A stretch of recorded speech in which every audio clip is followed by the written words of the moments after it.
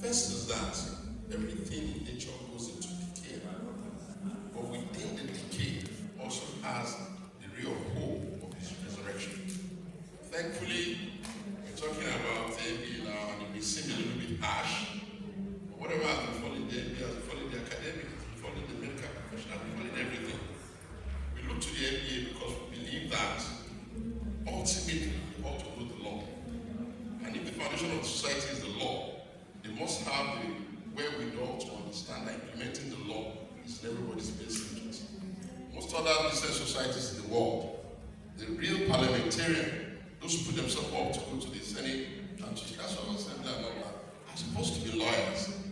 But if you all are too rich, too sophisticated, too up-nosed, to such a point that let them go and do it. Can you imagine when lawyers sit down and watch the kind of parliamentarians, forget about the national kind of state, and then you ask yourself, are there no lawyers there?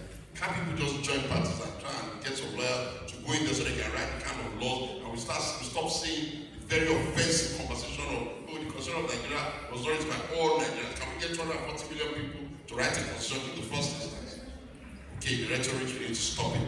We need some practical action. The second thing I want to say is that there is always a conflict between who has the greatest passion for the good of society. Is it the executive that is battling with everyday issues and how to solve them, or is it the lawyer? Especially the advocate lawyers of the time, who have an issue on all issues, including the issues of the lawyers themselves. So I think that what we can say is that society rests on one pillar here being government, one pillar here being the legislature or the lawyers, if you like, and then there's a connecting rod which is supposed to be the spirituality of the society. If you see any society where everywhere you turn there's only crisis, just like they even tell them in churches, in mosques, in all of the faith-based organizations that are supposed to be inspiring them for better, we could work on that. The third I would say is that democracy is not easy. I've heard a lot of passionate conversation around kidnapping and, of course, the people that are, the young children that are held now. It's very funny that educated, intelligent people will actually think that there's any governor or even any president who is sitting in his office and snoring when people under his watch are captured. You must live in the reality of the kind of existential war that asymmetrical war of this nature called insurgency is about. The Nigerian army, with all of its stripes, from being West African frontier force in the First World War, Second World War, up to the time when we were the strongest military in the whole of Sub-Saharan Africa, returning people back into government in Sierra Leone and Liberia. We can never have a simple answer or a fast solution to this kind of barbaric insurgency. One, it's against our attitude. When the Nigerians are slaughtering themselves as a horse.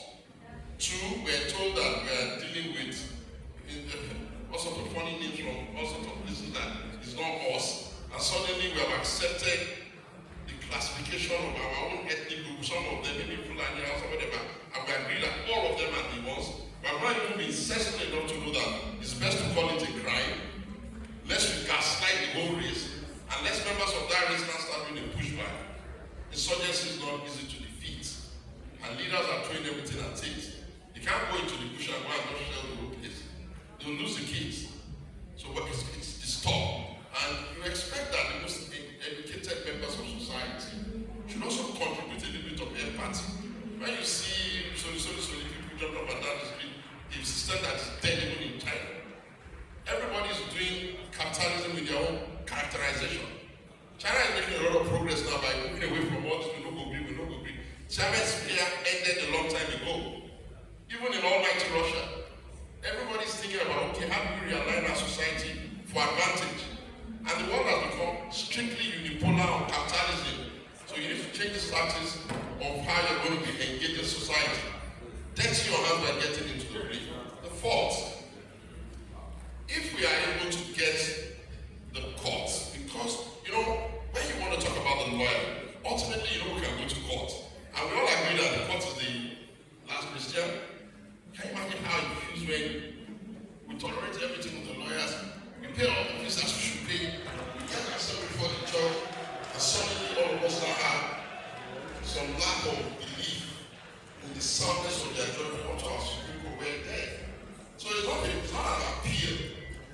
it's a need for you people to help us rescue yourself first, so that from rescuing yourself, some of your members of the bench can get to be a little bit ashamed of displacing themselves, and then maybe they will start changing.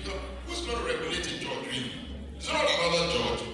Even if you set up a panel tomorrow, I say, okay, let's have a special investigative panel tomorrow and investigate the whole rot we all say in the judiciary. Dude, I'm not going to put a carpenter there.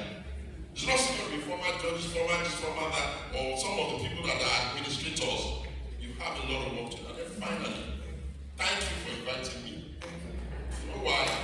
Because I have listened well to lawyers. And a lot of, I'm going to leave here becoming a bit of your champion. Never mind, I didn't finish my law, I just did it for one and I got tired. I can't be all the time. I'd rather go on. Because I never knew that you guys don't have a place to sit down and talk to yourself this frankly. Please, we're proud of you. You have not given up completely, but please don't give up on yourself. And on that women thing, as an addendum, society is almost evenly divided. As a matter of fact, if you check our census, we're not even sure who has 51, who has 49. But let's just for argument's sake that the women have 49. You realize that 49 of the women, they also have their children who will obviously vote for their mothers instead of you. The challenge of democracy is that women are thinking, and you're right, madam, women are thinking that there's a conversation somewhere in the world where one person is going to shift for a woman.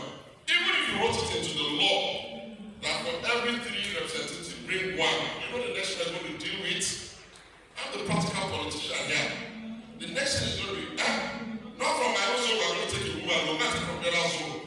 And everybody will start arguing that they can't send the woman from their zone. And what will tell if you go to the conservative north? I can't tell them that you want to line up kind of woman. We lost the car economy because of that. We lost it because of that. Because they just have not evolved. It's not their fault. When our law was telling them, send your kids to school, they thought it was joking.